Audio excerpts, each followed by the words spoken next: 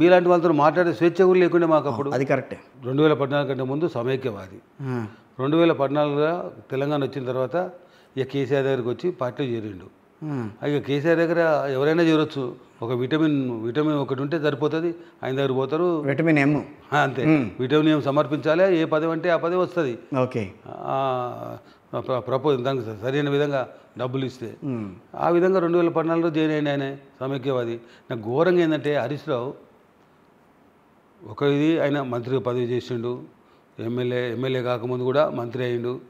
ఆ విధంగా చాలా ఎఫిషియెంట్ పనులు సాధించడంలో, సక్సెస్ కావడంలో.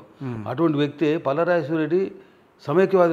తెలంగాణ వచ్చాక సమైక్యవాదిలో ఉంటే మొన్న ఒకసారి నేను చూసిన, పల్లారాజేశ్వర రెడ్డి ఉద్యమకారుడు, ఉద్యమం చేసిండు. మాతో ఎన్నో తెలంగాణ ఉద్యమంలో ఆయన పాత్ర చాలా గొప్పదండి, పెద్ద గొప్ప అబద్ధం చెప్తున్నాడు. అవును, మన హైడ్రా వ్యవహారంలో ఆయన అనురాగ్ కాలేజెస్ కూడా కూల్చేస్తారన్నప్పుడు వీళ్ళంతా కూర్చున్నారు. ఆయన ఉద్యమకారుడు, పెద్ద ఆయన ఉద్యమకారుడు. ఎప్పుడండి సమైక్యవాది. తెలంగాణ ఉద్యమం నడిచిన రోజులు ఆయన అగరెస్ట్ తెలంగాణ ఉద్యమానికి వ్యతిరేకంగా ఉన్నాడు. ఆయన ఉద్యమకారుడు అని చెప్పుకోవడంలో హరీష్ రావుకు మనసు ఎట్లా ఒప్పిందో నాకు చాలా అర్థం కావడం లేదు. ఇటువంటి అబద్ధాల మీదనే బీఆర్ఎస్ పార్టీ నడుస్తుంది. మీ మీద పల్లారాజేశ్వర రెడ్డి గారు ఎట్లా గెలిచారు? పల్లారాజేశ్వరి గెలవలే, నా మీద పల్లారాజేశ్వరి గెలవలేదు. రీజన్ ఏంటంటే అధికార పార్టీ వాళ్ళది ఉండే నా మొన్నటిదాకా. ఆయన ఎమ్మెల్సీ, మా ప్రాంతానికి కూడా ఎమ్మెల్సీ, అధికార పార్టీ వాళ్ళు ఎంతసేపు మళ్ళీ లాస్ట్ 1 year అడ్మినిస్ట్రేషన్లో ఎన్నికలు 2023లో ఎన్నికల్లో ఎట్లా గెలవాలి, మళ్ళీ ఎట్లా పదవి రావాలి, దాంట్లో మోసం ఎట్లా చేయాలి అనేది డబ్బులు అయితే సంపాదించి పెట్టిండ్రు. లక్షల కోట్ల రూపాయలు ఉన్నాయి. నియోజకవర్గానికో 100 కోట్లో 150 కోట్లో అయితే ఇస్తాము. ఇచ్చినాక కూడా రాకపోతే ఇంకేం చేయగలుగుతాం? కొన్ని దొంగోట్లు బోగస్ ఓట్స్ ఎంటర్ చేయాలి. ఆ బోగస్ ఓట్స్ 18,500 బోగస్ ఓట్స్ ఈ దొంగ ఓట్ల ఎమ్మెల్యే జనగామ నియోజకవర్గంలో ఎన్రోల్ చేయించిండు. ఈసీకి మీరు కంప్లైంట్ చేశారా? చేశాను, ఈసీ కంప్లైంట్ చేశాను. రియాక్షన్ ఏమొచ్చింది? ఏముంటుందండి, ఎలక్షన్లో అయిపోయిన తర్వాత ఏముంటుంది? ఎలక్షన్లో యాక్షన్ తీసుకుంటాం, ఎంక్వైరీ చేస్తామన్నారు. నేనే ఈ లోపల కలెక్టర్కి వాళ్ళకి చెప్పి 18,500 ఓట్లు డిలీట్ చేయించిన ఎంపీ ఎలక్షన్ల వరకు. ఓకే, అవి ఉండకుండా చేసాం, డిలీట్ అయినాయి. సో 18,500 దొంగ ఓట్లు రెడ్ హ్యాండెడ్గా దొరకబెట్టినా. మరి ఒకవేళ ఆ 18,500 ఓట్లు ఇప్పుడు పడకుండా ఉంటే కనుక మీరే గెలిచిండేవారు. 18,500 ఓట్లు, తర్వాత ఒక 3-4 వేల ఓట్లు నాకు వడేటి కూడా తీసేపించారు. ఇవన్నీ లెక్కలోకి తీసుకుంటే నాకు కావాల్సింది 7,000 ఓట్లు. ఈ 18,500 లెక్క పెట్టుకుందాం, అందుకే 7,000 తీసేసేయండి. ఇంకా మీకు 12,500 ఓట్లతో నేను గెలిచిన. ఇది నైతిక విజయమే. ఇక నైతిక విజయం అయితే నేను రాజకీయాల్లో ఓడిపోయినా ఎందుకు కంటిన్యూ అవుతాం అని అంటే, ప్రజలు నన్ను ఓడగొట్టలే, దొంగలు మోసగాళ్ళు ఓడగొడుతున్నారు. కాదండి, మీరు ఇంటర్వ్యూలో నేను మీతో మాట్లాడుతుంటే నాకు ప్రధానంగా ఒక అనుమానం ఒకటి వస్తుంది. కొమ్మూరి ప్రతాప్ రెడ్డి గారు 2 సార్లు మోసపోయారు ఎలక్షన్స్లో. అవును, వాస్తవం, మోసపోయారు 2 సార్లు ఎలక్షన్స్లో.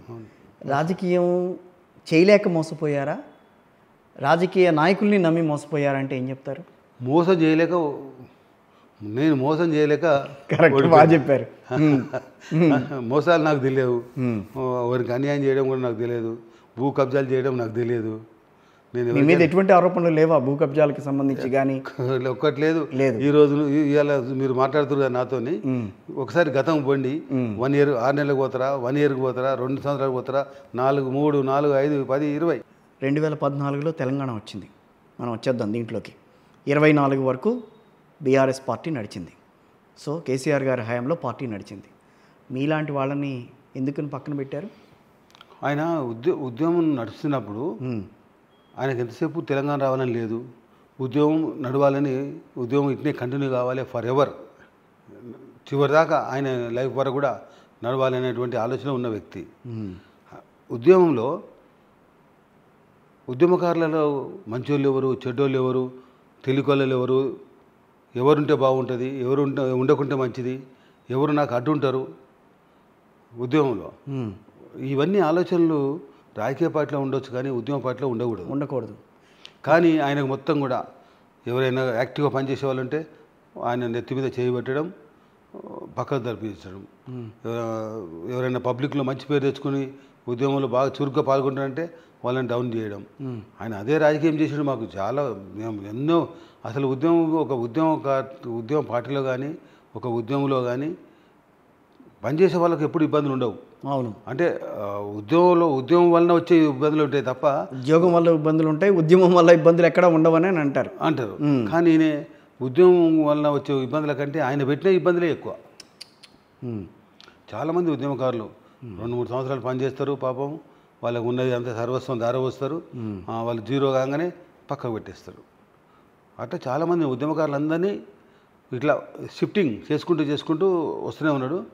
మేము కూడా అన్నిటికీ భరించుకుంటూ 2001 వెళ్ళి 2010 దాకా నేను 2010లో బయటకు వచ్చేసిన. వాళ్ళు భరించలేరు. ఎటువంటి నేచర్ అంటే ఒక మంచి పర్సనాలిటీ ఉన్నా, కొంచెం తెలివికలుడైనా, కొంచెం డబ్బులున్నా, అదేవిధంగా పబ్లిక్లో మంచి పేరున్నా, ఇక వీటన్నిటితో పాటు రెడ్డి సామాజిక వర్గం అంటే ఇంకా అసలే గిట్టదు ఆయనకు. ఇవేవి కూడా ఉన్నవాళ్ళు అందులో ఉండకూడదు. అట్లానే ఒక్కసారి పంపించలేడు కదా. అవును కదా. స్లోలీ స్టెప్ బై స్టెప్ వాళ్ళని ఉపయోగించుకుంటూ వాళ్ళతో ఎంతవరకు అయితే ఉపయోగం లభిస్తుందో, తనకు లాభం జరుగుతుందో అంతవరకు ఉపయోగించుకొని లాభపడి తర్వాత పక్కకు పెట్టాడు. ఎవరు కూడా తెలంగాణలో రేషం ఎక్కువ కదండి. అవును, రేషం ఎక్కువ. ఎవరు అవమానాలను భరించరు. ఇక ఆయనకు ఆ విద్య తెలుసు ఎట్లా ఒక్కొక్కరిని పంపించాలని. ఆ రకంగా 2014 వరకు 2001లో ఉన్న వాళ్ళు 2003-4 లేరు, 2003-4లో ఉన్న వాళ్ళు 2005-6లో లేరు. ఆ విధంగా చేసుకుంటూ కొందరు 2001 చివరికి ఉద్యమం మీద ఆకాంక్షతోని తెలంగాణ ఎన్ని బాధలైనా పడదాం, ఈయనతో నాకు ఇచ్చేది ఏమున్నది, తెలంగాణ వస్తే తెలంగాణ ప్రజలు సుఖంగా ఉంటారు, బాగుంటారని తెగించి నాటి వాళ్ళు పనిచేస్తే మమ్మల్ని చివరికి కూడా మమ్మల్ని ఏదో రకంగా పంపించడం జరిగింది.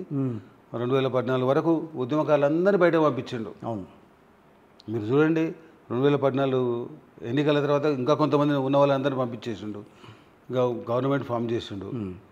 ఉద్యమం వేరు పార్టీ వేరు అని చాలాసార్లు చెప్పారు. మరి ఆయన టీఆర్ఎస్ పార్టీ వేరు ఉద్యమం వేరు అని మాట్లాడారు ఆయన. లేదు, టీఆర్ఎస్ పార్టీ తెలంగాణ ఉద్యమం కొరకే అని చెప్పిండు. చెప్పడం మాత్రం అది, కానీ ఆయన అంతరాత్మ అప్పుడప్పుడు ఏమో చెప్పిండేమో.